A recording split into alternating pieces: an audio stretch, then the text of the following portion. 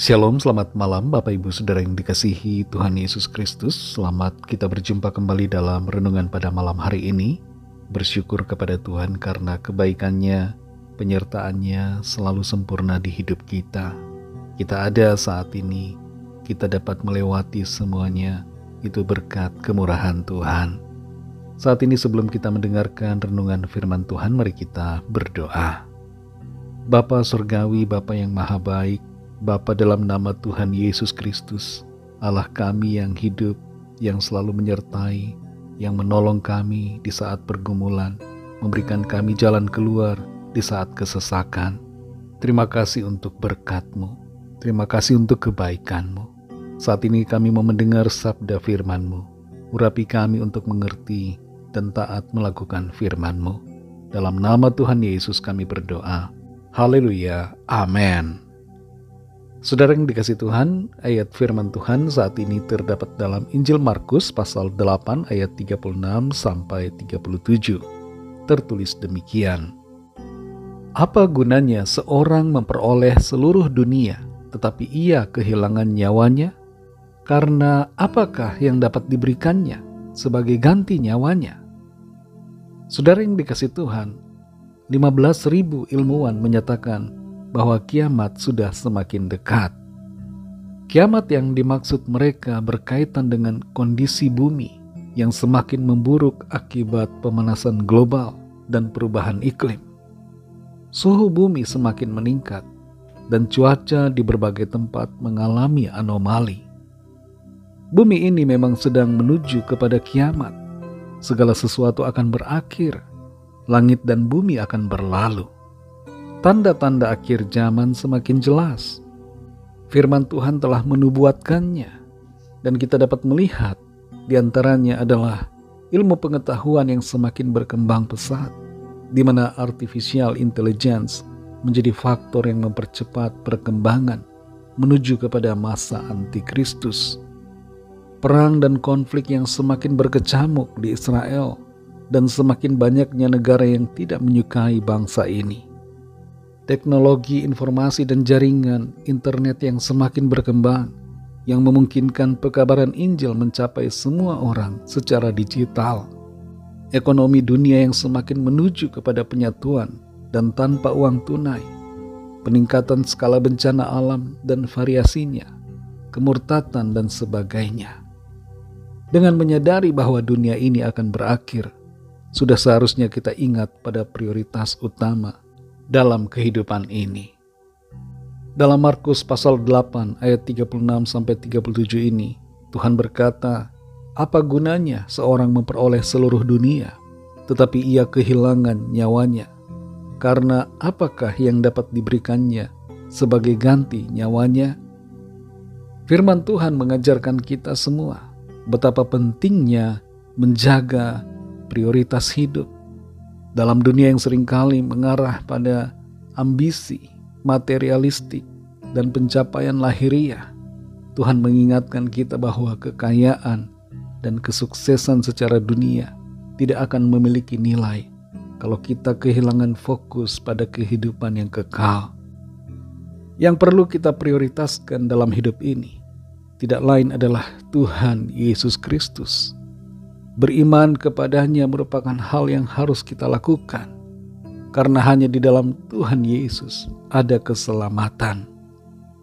Tuhan Yesus mengatakan di ayat 34, setiap orang yang mau mengikut aku, ia harus menyangkal dirinya, memikul salibnya, dan mengikut aku. Akan terjadi di mana orang-orang tidak mau menyangkal diri, tidak mau memikul salib, dan tidak mau mengikut Tuhan Yesus karena lebih memilih untuk mencari dunia ini, mengutamakan hal-hal yang duniawi, lebih memilih untuk mencari harta dan kekayaan, mencari aman secara materi, sehingga tidak segan untuk meninggalkan Tuhan, lebih mengutamakan untuk hidup dalam dosa dan keinginan hawa nafsu sendiri, tidak mau berkorban bagi Tuhan, tidak mau menderita bagi Kristus. Saudara yang dikasihi Tuhan, kekayaan, popularitas atau pencapaian dunia yang kita kejar tidak akan memberikan kepuasan. Dan selain itu, semuanya akan berlalu. Fokuslah pada hal-hal yang memiliki nilai yang kekal. Utamakan Tuhan Yesus di atas segalanya. Prioritaskan Dia. Kasihi Dia dengan segenap hati kita.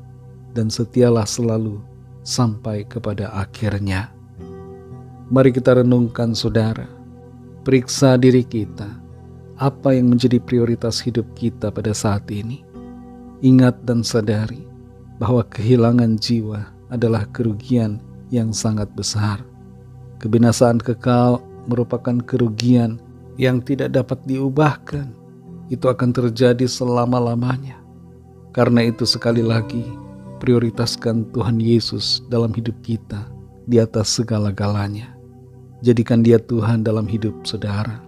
Percayalah kepadanya dan hiduplah dalam kasih karunia-Nya. Mari kita berdoa. Terima kasih Tuhan Yesus untuk firman-Mu. Kami mengerti Engkau Tuhan adalah yang terutama dan yang harus kami prioritaskan dalam kehidupan ini. Sebab Engkau adalah Tuhan, Allah, Juru Selamat kami. Engkaulah sumber kehidupan yang kekal bagi kami.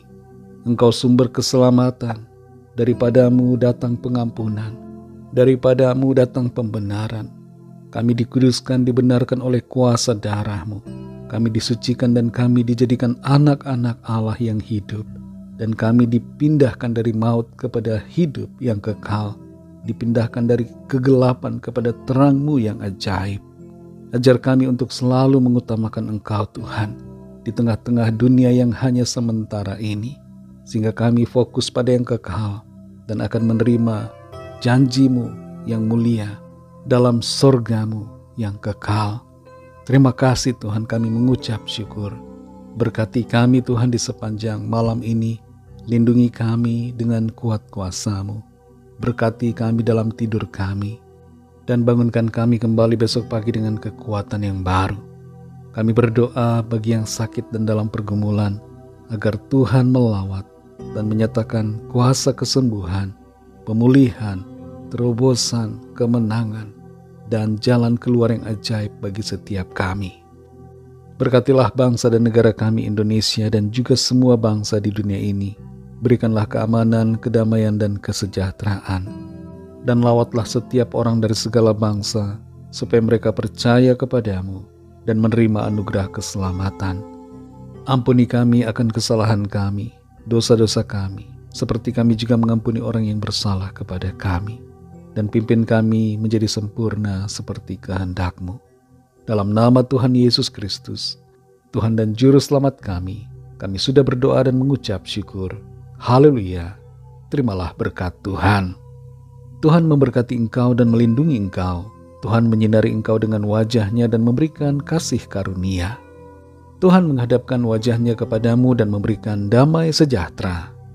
Berkat anugerah dari Bapa Sorgawi, kasih karunia dari Tuhan Yesus Kristus dalam persekutuan dengan Roh Kudus menyertai kita semua sekarang ini dan sampai Maranatha Tuhan Yesus datang kembali dan bahkan sampai selama-lamanya. Dalam berkat nama Tuhan Yesus Kristus, haleluya, amin. Puji Tuhan, saudara yang dikasihi Tuhan, saya percaya firman Tuhan menjadi berkat dan kekuatan buat saudara semua, dan Roh Kudus akan menolong saudara untuk lebih lagi memahami kebenaran firman Tuhan. Tuhan Yesus memberkati saudara semua. Selamat malam, selamat beristirahat, dan sampai jumpa dalam renungan yang berikutnya. Haleluya.